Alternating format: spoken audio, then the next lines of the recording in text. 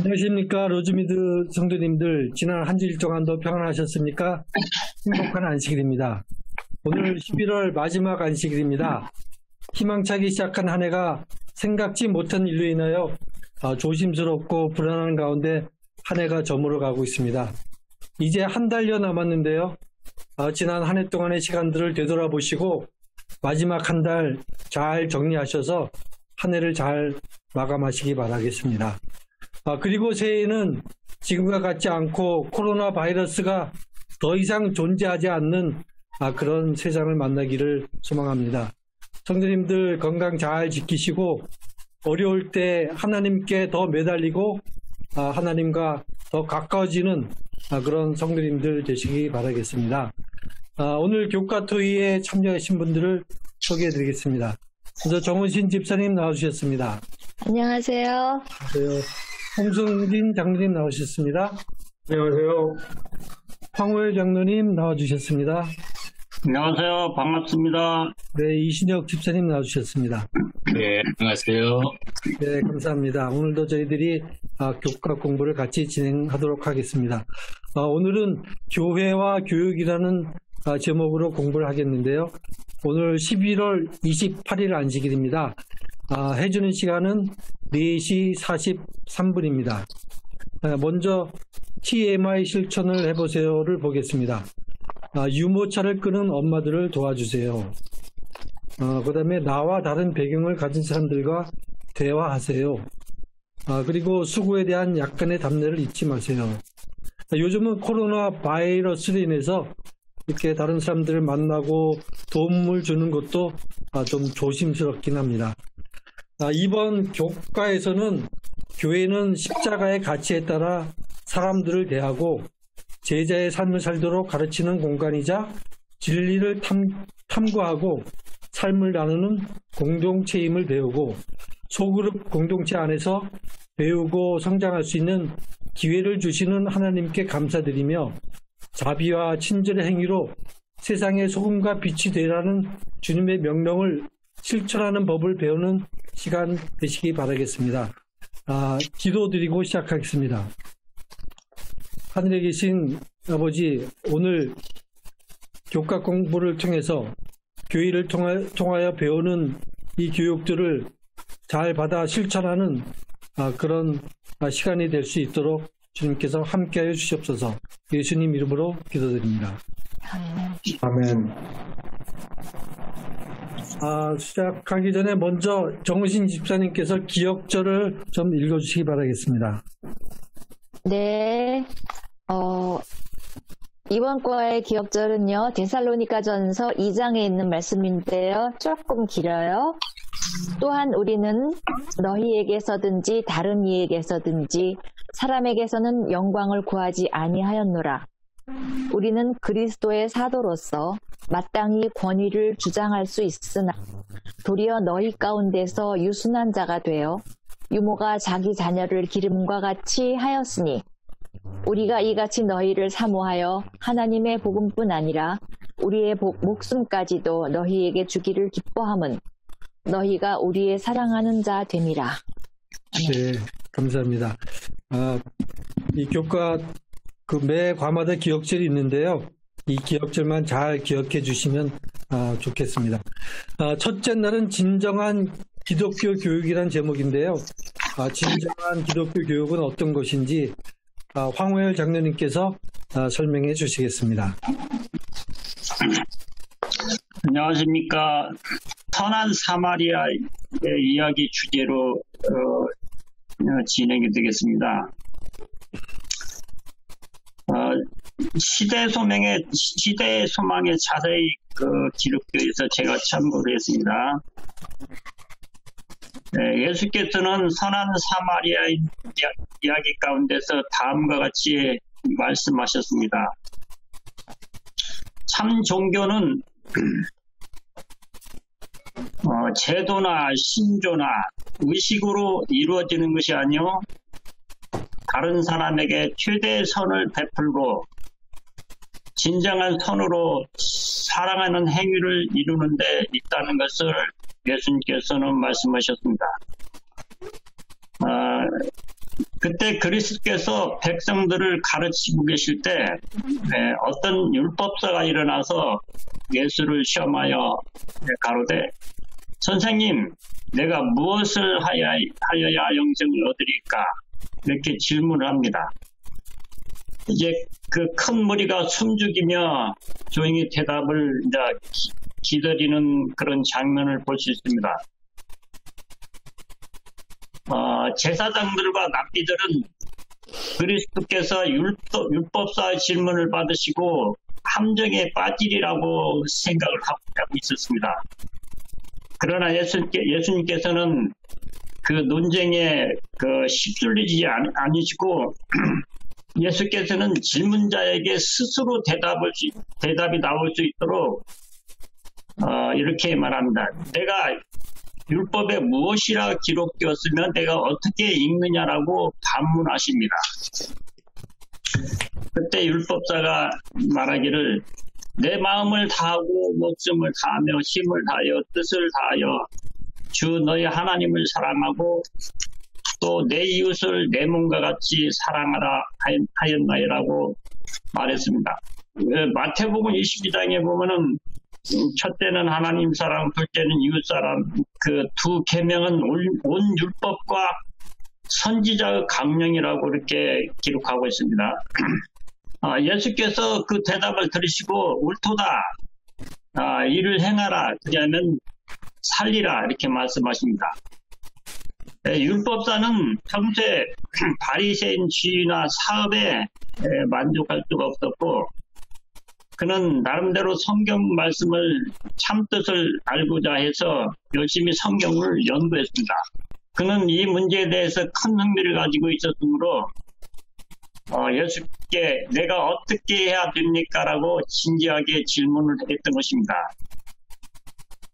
율법의 요구에 대한 그의 해답에 있어서 예식과 의식은 무가치함을 그는 알았던 것입니다. 그래서 그는 모든 율법과 선지자 강령이 되는 두 가지 큰 원칙을 예수께 제시했습니다. 옳도다, 내가 이를 행하라 이렇게 칭찬을 받음으로써 예수님을 랍비드로서 우월한 지혜에 올려놓는 상황이 되었습니다. 그러므로 저들이 율법의 강령이 율법의 해설자로서 말미암아 이미 시인되었으므로 예수를 정죄할 수 없는 상황을 만들었습니다. 이를 행하라 그리하면 살리라 예수께서 말씀하십니다. 예수님께서는 율법을 거룩하게 교화되는 것으로 나타내셨으며 이 교훈에서 한 계명을 지키면서 다른 계명을 범한다는 것은 있을 수 없다는 것을 가르치셨습니다. 그 까닭은 같은 원칙의 모든 계명에 적용되기 때문입니다. 사람의 운명은 그가 율법을 지키느냐 안 지키느냐에 따라서 결정된다고 예수님께서 말씀하십니다. 하나님을 지극히 사랑하고 인간을 공평하게 사랑하는 일은 일상생활에서 이루어져야 할 원칙이라고 예수께서 말씀하십니다. 예수님께서는 반문법으로 율법사의 정의를 뒤집는 완전한 반전을 만드셨습니다. 그러므로 율법사는 자기 자신이 범법자인 줄을 깨달았습니다. 그는 율법의 의를 실행하지 않았습니다. 동료들에게 사랑을 나타내지도 아니했고 그는 회개해야 했지만은 대신 자신을 정당화하려고 애쓰는 모습을 봅니다. 율법사는 진리를 인정하는 대신 계명을 이루는 것이 얼마나 어려운 일인지를 보이려고 했습니다. 그는 죄를 뉘우치는 일을 슬그머니 회피하고 백성들을 눈앞에서 자신을 변명하려고만 하고 있는 장면을 봅니다.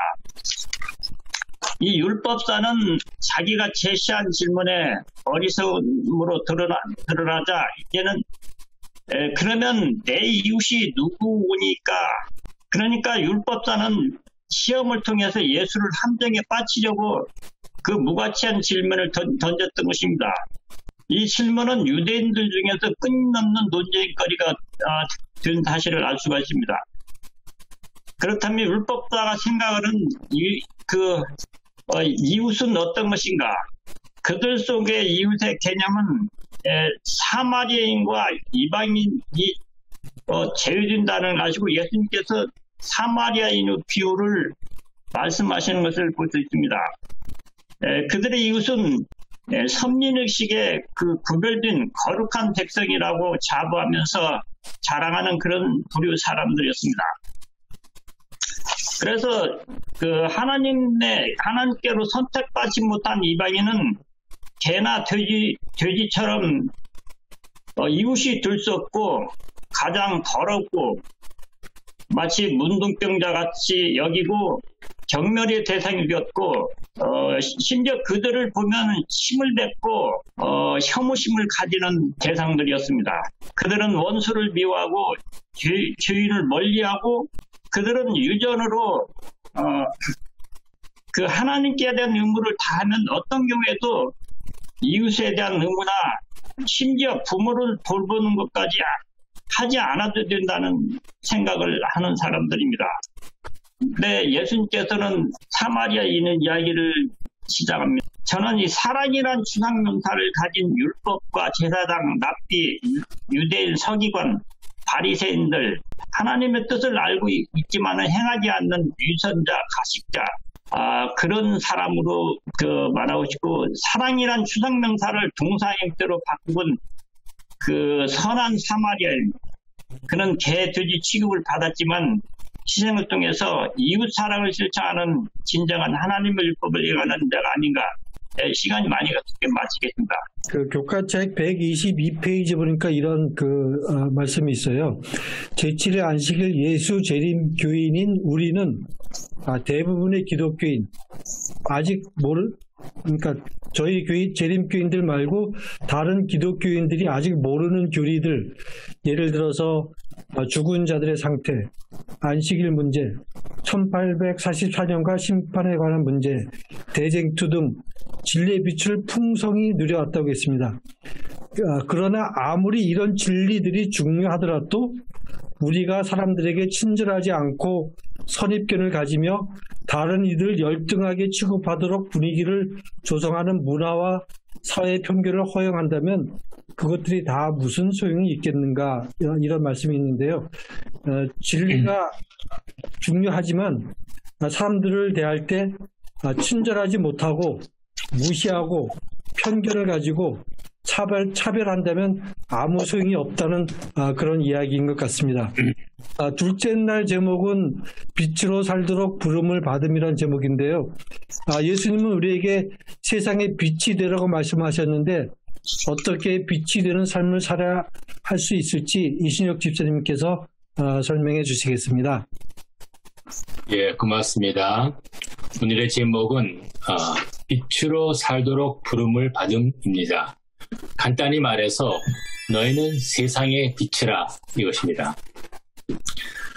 좀 더 빛을. 한 독일 저자가 화이트 부인과 같은 시기에 한평생 인생과 종교와 신앙과 철학에 관한 수많은 글과 책을 쓰고 난 후에 운명할 때 자기 옆에 있던 담당 의사에게 한 마지막 한마디였다는 전설이 있습니다. 어려서부터 부모님들에게 자주 들었던 말입니다. 좀 더 빛을. 마치 이 저자가 모든 것이 다 부질없다는 듯, 그리고 결국 다 허무하다는 듯 한 말인 것 같습니다. 절망. 그렇습니까, 인생이? 이 교권 공부 내용에 보면 세상은 계속 어두워지고 있다는데 그게 사실입니까? 이 책에 세상 어디를 보아도 빛이 어둠에 함몰되고 있다라고 써 있습니다. 그리고 또 아쉽고 또 두렵게 그 어두움이 우리 SD의 가정에 너무 가까이 와닿아 있다는 현실을 이 저자가 썼습니다. 춥고 쓸쓸하고 어두운 곳, 그것이 SD의 가정이라고 교과서는 탄식합니다. 어린 자식들은 반항하고 성장한 자식들은 부모에게 무관심하고 부부는 서로 남이 되고 또 건강식을 해도 질병에 시달리고 또 조심해도 차 사고는 납니다. 우리는 성령과 예언의 신 그리고 기도를 꾸준히 되풀이 해도 우리 의식에 기슬갠 불안이 항상 서려 있습니다.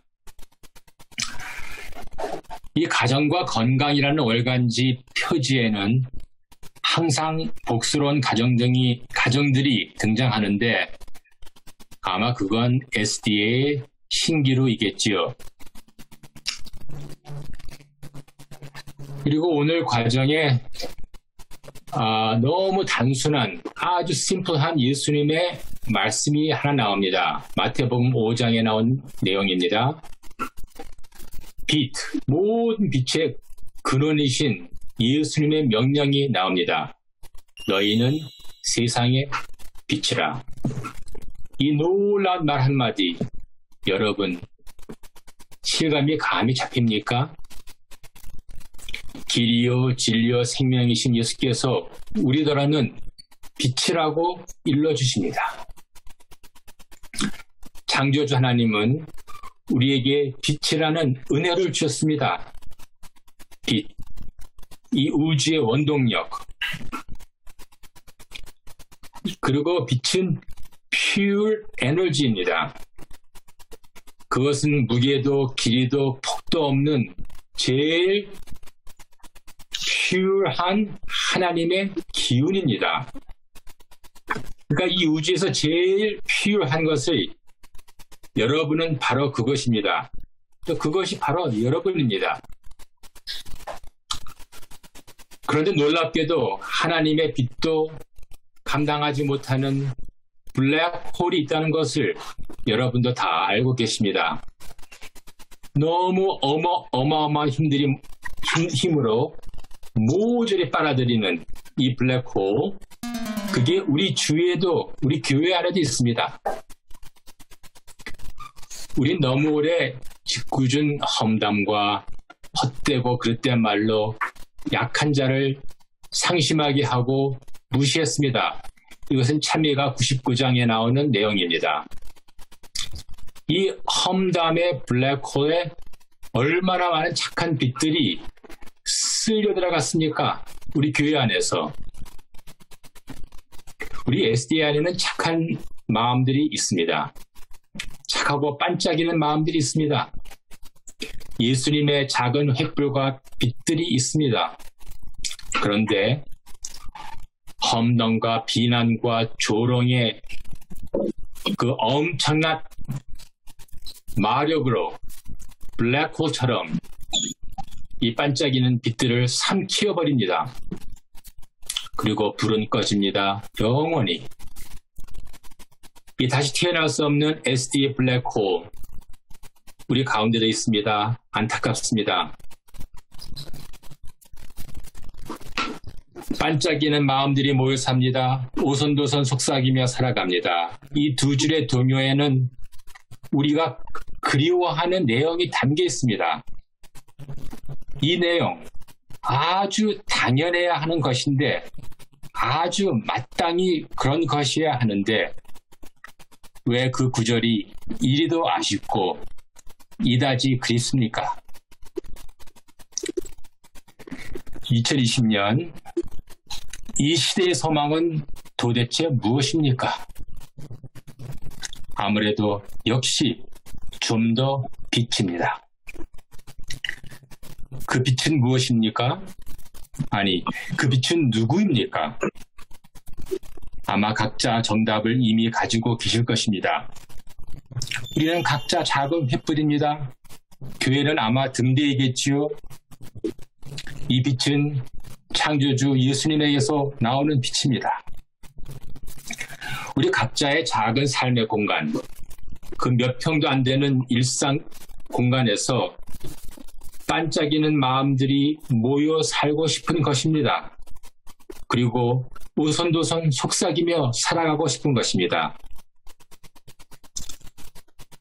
이 SD의 꽃동네는 반짝이는 마음들이 모여 사는 곳이 아닙니까? 이 소박한 꿈을, 이 귀한 빛을 우리는 보존해야 됩니다. 예, 고맙습니다. 네, 감사합니다. 가정책 교훈의 말씀을 보니 예수님은 우리에게 세상의 빛이 되라고 말씀하신다. 우리는 세상의 어둠에 맞서 자비와 친절의 행위로 사람들에게 하나님의 선하심을 나타내야 한다. 이렇게 말씀해 주셨는데요. 우리들이 사람들을 만나고 생활을 할 때 나를 나타내는 것이 아니라 나를 통해서 예수님을 나타낸다고 하면 아마 우리의 생활 그 방식이 아니면 또 우리를 만나는 사람들과 대하는 그런 태도들이 많이 달라질 것이라고 생각이 됩니다. 세 번째 날 제목은 제자로 살아감이라는 제목입니다. 제자가 있으려면 누가 있어야 되나요? 스승이 있어야겠죠. 그 스승은 예수님이겠죠. 예수님의 제자로 살아가는 삶은 어떤 삶인지 홍성진 장로님께서 말씀해 주시기 바랍니다. 네, 안녕하세요. 이번 주는 주제가 교회와 교육이고 화요일 주제인 제자로 살아감에 대하여 이야기하겠습니다. 이 소지는 교회 안에서 예수님이 중심이 되는 기독교 교육을 받고 양육되어 예수님의 제자로 살아라 하는 내용입니다. 그럼 제자로 살아가기 위해서는 어떤 교육을 받아서 교회로 보내져 제자의 삶을 살게 하는지 오늘의 인용 성경절을 통하여 알아보겠습니다. 성경절을 보면 누가복음 4장 18절에서 주님의 성령이 내게 임하셨으니 이는 가난한 자에게 복음을 전하게 하시려고 내게 기름을 부으시고 나를 보내사 포로로 된 자에게 자유를 눈먼 자에게 다시 보게 함을 전파하며 불린 자를 자유롭게 하고 라고 말씀하십니다. 여기 성경절을 보면 복음을 전하게 하려고 그 기름을 부으사 제자 삼으시고 제자를 교회에 보내사 제자로 살아가게 하신 것을 볼 수 있습니다. 이는 예수님에 의하여 교회 공간에서 교육되어지고 제자가 되며 제자 역할을 하게 됩니다. 제자의 역할이란 제자들이 돌보고 사랑해야 하는 사람들의 삶 속에 뛰어들어 하나님이 비전을 제시하여 세상의 사람들을 변화시키게 하는 것입니다. 여기에서 하나님의 비전을 제시하여 사람을 변화시켜야 한다고 했는데 변화를 왜 우리에게 주시는 기별은 어떤 것이 있을까요? 이는 곧 천국의 이상, 즉 하나님 나라의 이상일 것입니다. 하나님 나라의 이상은 용서와 은혜와 사랑의 외로움과 헌신과 역경 속에서 이루어지는 제자도의 근본이 됩니다.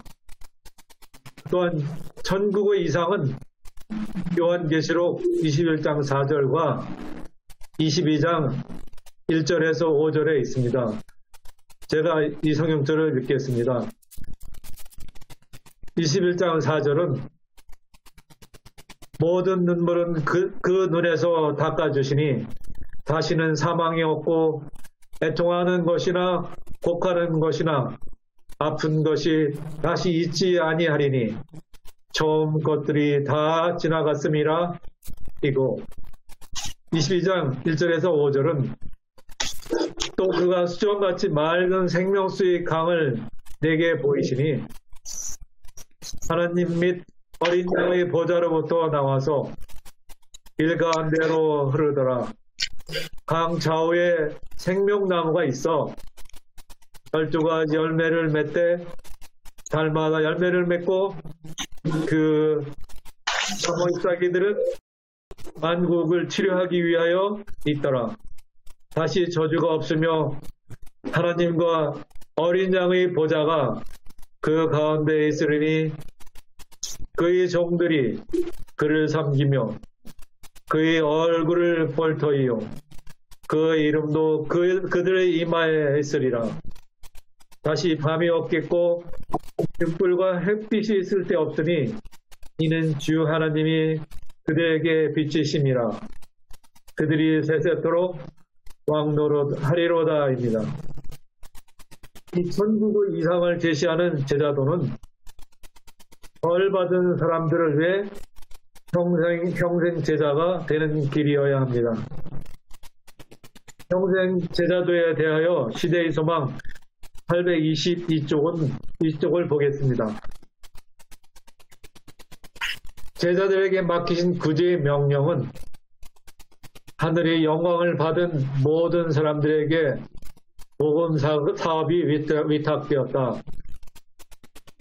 그리스도의 생애를 받아들이는 모든 사람은 동료들의 구원을 위하여 일하도록 임명되었다. 이 사업을 위하여 교회가 설립되었으며 이 신성한 맹세에 스스로 가담한 자들은 모두 그때부터 그리스도와 동역자가 되겠다고 생각한 것입니다. 예수님의 제자인 우리는 항상 예수님이 우선이어야 하고 앞에서 언급했듯이 예수님이 제자에게 보여주신 하나님의 비전과 기별 그리고 하늘나라의 이상과 같은 예수님의 제자도를 기억하며 그의 제자로 살아야 합니다. 그 제자도로 입혀진 우리는 세상에서 모든 사람들을 존중해야 할 뿐만 아니라 그들이 성장하고 발전할 수 있는 공간을 제공해야 합니다. 기독교 교육은 생계를 위한 직업교육뿐만 아니라 영적 영역까지 책임지며 선교의식과 제자로서의 사명감을 가져야 합니다. 믿음의 공동체에서 제자는 믿음이 강한 사람으로 약자의 약점을 보완해 주어야 하고 덕을 세우는 겸손한 사람이 되고 교회의 사명을 다하는 성숙한 사람이 되어야 합니다. 감사합니다. 네, 고맙습니다, 장로님. 예수님께서는 우리들을 제자로 삼아 주셨고 그걸로 우리가 제자된 것으로 끝나기를 원치 않으시는 것 같아요. 또 우리들을 통해서 또 다른 제자들을 만들기를 원하십니다. 그러기 위해서는 저희들이 잘 교육을 받고 그 잘 받은 교육을 또 전하는 사람들이 되어야 될 것 같습니다. 넷째 날 제목은 진리를 탐구함이란 제목인데요. 정우신 집사님께서 좀 탐구해 주시기 바라겠습니다. 네, 탐구하겠습니다. 오늘의 기억절은요. 너희가 온 마음으로 나를 구하면 나를 찾을 것이요 나를 만나리라. 예레미야 29장 13절의 말씀입니다. 온 마음으로 나를 구하면 나를 찾을 것이요. 제가 이따가 마지막에요. 제가 어떠한 짧은 스토리를 말씀을 드릴 텐데 제가 이 말씀을 조금 미리 읽었었더라면 그런 어둠 속에 빠지지 않았을 수도 있었을 텐데 하는 그러한 생각이 참 들었었어요. 궁금하시죠? 잠깐만 기다리세요. 대부분의 우리는 살다가 보면 의문이 생기죠. 그리고 두려움도 많이 또 겪을 수가 있어요. 그리고 희망, 기쁨, 그리고 인생의 가장 어려운 문제들에 대한 해답과 진리를 찾아가면서 살고 있어요. 여기에 성경절 몇 개가 나오는데요. 여기 찾아보면은 우리와 너무나도 비슷한 호기심 많은 사람들의 이야기가 나와요. 하나님께서는 모든 것을 지으시되 때를 따라서 아름답게 하셨고, 또 특별히 우리 사람들에게는 한 가지 더 넣어주신 게 있어요. 영원을 사모하는 마음을 주셨다고 했어요. 그 영원이라는 거는 과거와 현재.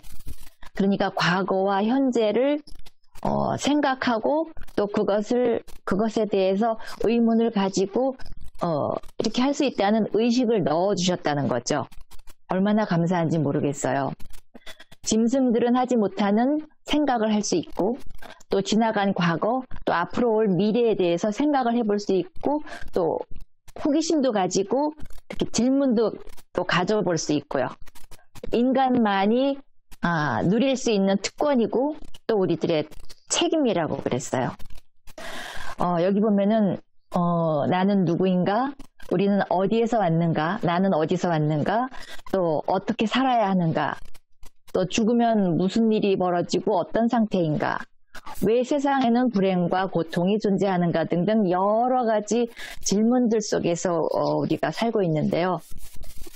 이러한 질문들에 대한 답은 바이블, 성경 안에 다 있다고 그랬어요. 오늘 이 시대에 살면서 우리 로즈미드 교회 성도님들 또 그리고 저가 가지고 있는 또 고민하고 있는 큰 질문들은 어떤 것이 있는지요?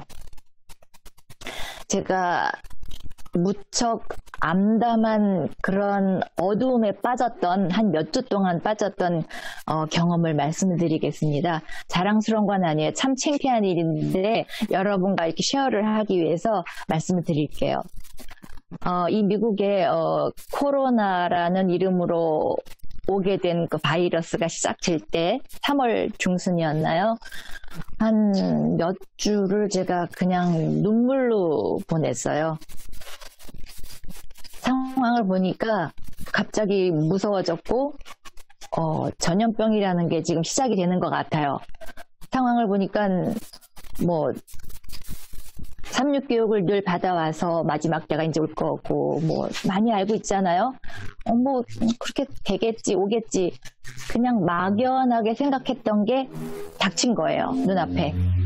이렇게 되면 온 세계가 명령 하나 떨어지면 다 뭐 전달이 된다는 거는 뭐 아주 빠른 시간에 다 될 수 있고 또 그렇게 실험을 해서 다 전달이 되는 걸 우리 눈으로 봤고 실제 경험을 했고 진짜 마지막 때가 시작이 되는구나 하는 두려움에 제가 빠지게 됐어요.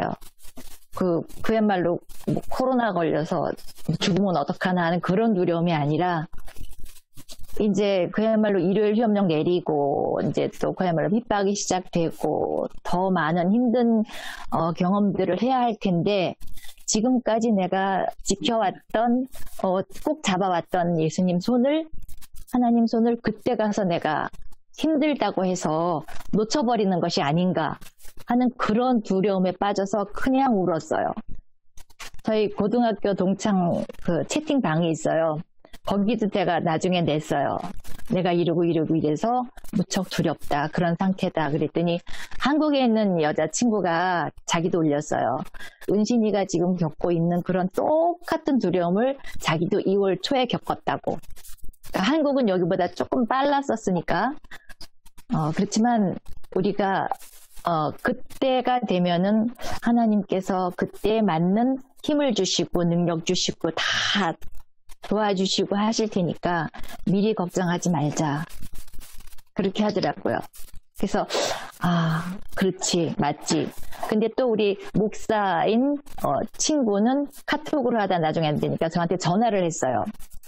우리가 아무리 걱정을 하고 무엇을 한다고 해도 해결될 거는 하나도 없고 우리 인간은 너무나 나약하기 때문에 성경만 붙들고 하나님의 시간에 모든 것을 맡기라는 거예요. 지금 코로나 바이러스, 앞으로 올 더 큰 전염병이고 무슨 힘든 것들도 하나님의 계획된 시간 안에 다 들어가 있는 것이기 때문에 너는 그냥 모든 것 다 맡기고 지금 있는 곳에서 지금 있는 시간에 충실하면 된다고. 그 한마디가 저를 번쩍 정신 들게 한 거예요. 그 쉬운 답을 성경에서 미리 찾았더라면 제가 참 미련했던 거죠. 너무나 괴롭고 무섭고 두려워서 그냥 울면서 지냈어요. 한 3주를 그렇게 한 것 같아요. 그렇게 짧은 한마디로 해결이 다 되는 것을 제가 참 힘들게 살았던 것 같아요. 성경 한 권에 말씀을 우리가 읽다 보면은 그곳에 다 답이 있어요. 여기 교훈에 보니까 참 멋있는 말씀이 있어요. 읽어드릴게요. 하나님은 우리에게 영원에 대해 근원적인 질문을 제기하고 진리를 탐구할 수 있는 마음을 주셨다. 기독교 교육은 그 해답을 성경을 통해 제시해야 한다. 예, 우리가 가지는 여러 가지 질문들을 우리는 성경을 통해서 해답을 얻어야 한다고 생각합니다. 감사합니다. 네, 감사합니다. 좋은 경험을 말씀해 주셔서 고맙습니다. 다섯째 날 제목은 우리의 삶을 나눔이라는 제목인데요. 제가 짧게 설명을 드리겠습니다. 먼저 성경절 하나 읽어드리겠습니다. 마태복음 18장 20절 말씀입니다. 두세 사람이 내 이름으로 모인 곳에는 나도 그들 중에 있느니라. 그러니까 신약, 그러니까 초대교회 시절에 그 신자들은 주로 모인 곳이 그 가정에서 모였습니다. 그래서 2명, 3명 이렇게 모여서 거기서 기도도 하고 찬양도 드리고 또 그 가정에서 성만 찬양식도 하고 이렇게 적은 무리들이 모여서 거기서 예수님의 말씀도 배우고 이렇게 시작이 됐습니다. 그래서 그 적은 무리, 그러니까 소그룹이 점점 발전해서 교회도 되고 또 이렇게 교육도 시키는 학교도 되고 이렇게 시작이 된 것 같습니다. 이 초대교회 시절의 사람들이 이렇게 이 공동체, 작은 규모의 공동체를 굉장히 중요하게 생각하고 또 중요하다는 것을 빨리 깨달은 것 같습니다. 그래서 굉장히 그때 시절에는 이 소그룹으로, 그러니까 소그룹이 굉장히 운영이 잘 됐던 것 같습니다. 저희 로즈미드 교회도 소그룹을 운영하고 있죠. 여러 반이 있는데요. 정말 이 소그룹을 통해서 정말 우리들이 이 가족처럼 느끼고 있는지, 소그룹에 참석한 사람들끼리 말입니다. 또 이 소그룹을 통해서 영적으로 성장을 할 수 있는지 한번 생각해 보시기 바라겠습니다. 지금 코로나 바이러스 이 팬데믹으로 인해서 교회도 모이지도 못하고 또 소그룹도 함께 만나서 하지 못하고 있지만 그나마 저희들이 이렇게 온라인을 통해서 예배도 드리고 또 온라인 통해서 이렇게 소그룹으로 모이고 있는 것은 참 다행한 일이라고 생각합니다. 저희들이 이런 활동들을 통해서 좀 더 이렇게 좀 가까워지고 가족처럼 느끼고 그렇게 해서 우리들이 어떻게 하면 지역사회를 위해서 봉사하고 도움을 줄 수 있을까 이런 생각을 하고 이런 토의를 하고 또 그런 소그룹을 통해서 발전시켜 나가는 그런 소그룹이 되었으면 좋겠습니다. 그런데 지금 이런 것이 원활하게 되고 있지 않아서 좀 안타까운데요. 아마 이제 곧 교회가 열리게 되면 저희들이 좀 적극적으로 모여서 이런 활동들을 잘 해나갈 수 있으리라 생각됩니다. 그러기 위해서 저희들이 교육을 잘 받고 또 이제 활동을 할 것을 준비를 해야 될 것 같습니다. 이제 결론을 내리겠습니다. 교회는 그러므로 교회는 배우는 곳입니다.